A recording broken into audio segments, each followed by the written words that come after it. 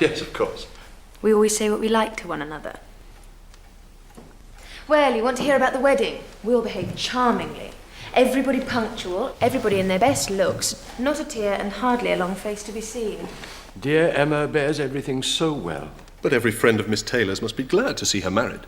And you've forgotten one matter of joy to me, that I made the match myself. You made a lucky guess, Emma. That's all that can be said for you. I wish you would not make matches, my dear, for whatever you say always comes to pass. Pray, do not make any more of them, Emma. Oh, I promised to make none for myself, Papa, but I must indeed for other people. Poor Mr. Elton now. I must look about for a wife for him. You'd do better to leave the poor man alone, Emma. But he has been here a whole year, and he has fitted out the vicarage so comfortably, it'd be a shame to have him single any longer.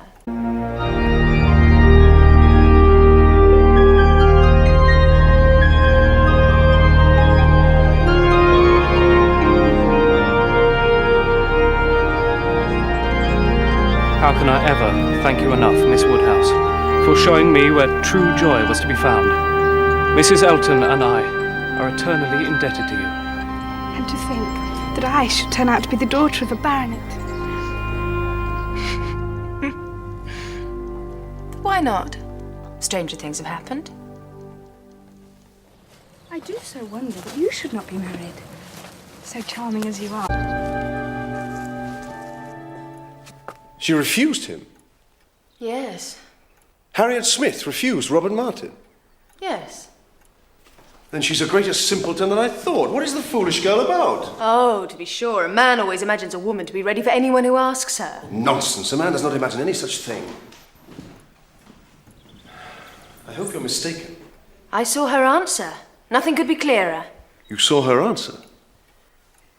You wrote her answer? Emma, this is your doing. You persuaded her to refuse him. And if I did, I should not feel that I'd done wrong.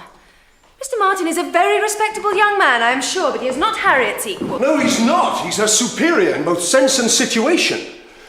Harriet Smith is the natural daughter of nobody knows whom. A girl with no connections, a parlour boarder at a common school. She's been taught nothing that is useful. She's pretty, she is good-tempered, and that is all. My only scruple in recommending the match to Robert... You recommended it? Yes, I did. My only scruple was on his account. I felt he could do much better, both as to fortune and as to securing a useful helpmate, but I could not reason so to a man so much in love. And depend upon it, he had encouragement from her. She may have been inclined towards him at one time, but the case is altered now. She knows now what a gentleman is, and no one but a gentleman has any chance with Harriet. Oh, that is nonsense! That is arrant nonsense! You're not thinking of Elton, are you? If you are, depend upon it, Elton won't do. He may talk sentimentally, but he will act rationally. He knows the value of a good income. Harriet Smith has no chance there. I have no intention of marrying Harriet to anybody. You have done your friend no favours, Emma. You have spoilt her best chance of happiness. It was badly done, and I am sorry for it.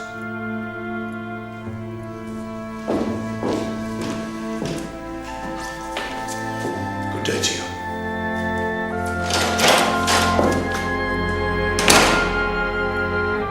You are wrong, Mr. Knightley, and you will see you are wrong, and then you will be sorry. In Mr. Knightley's own carriage, and to go home again the same way? Well, is that not a very marked attention from Mr. Knightley, who never uses his carriage for himself? Yes, it is, but it is just the sort of kindness I would expect from him. He's not a gallant man, but he's a very humane one. When on my charmer's breast repose, and I would love you all the day.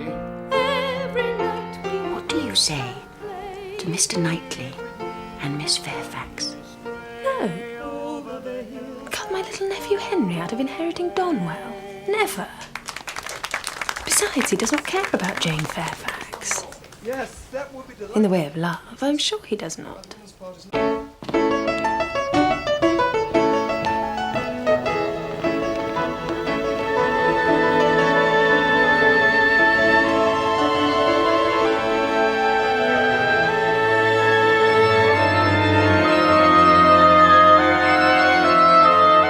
But what about little Henry?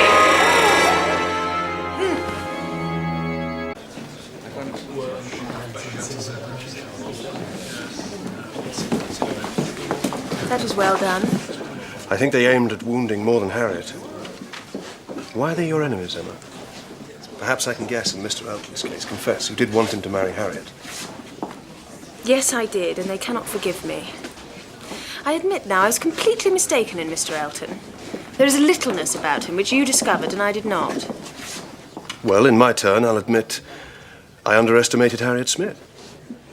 She has some first-rate qualities which Mrs. Elton is totally without. An unpretending, single-minded, artless girl. Infinitely to be preferred by any man of sense and taste to such a woman as Mrs. Elton. Come, Miss Woodhouse. Miss Otway, Miss Smith, what are you all doing? Come, Emma, set your companions the example. I'm ready. Who will you dance with? With you, if you will ask me. Will you? Indeed I will. I have seen how well you dance now, and we're not so much brother and sister as to make it improper. Brother and sister? No, indeed.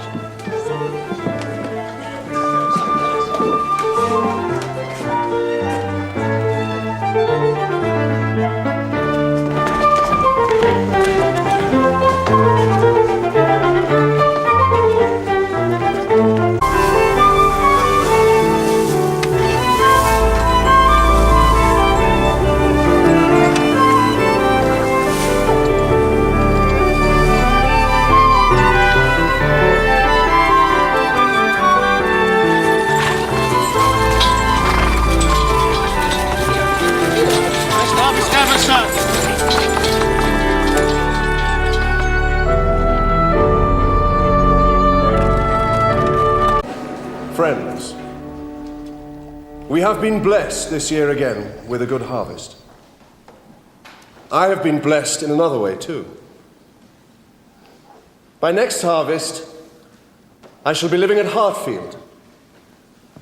Though I assure you all, I shall still be farming my estate and looking after you all. There will be stability. There will be continuation, though my life is to change.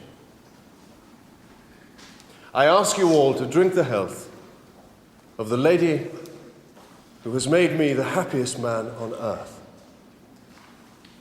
Miss Emma Woodhouse. And Mr. Knightley.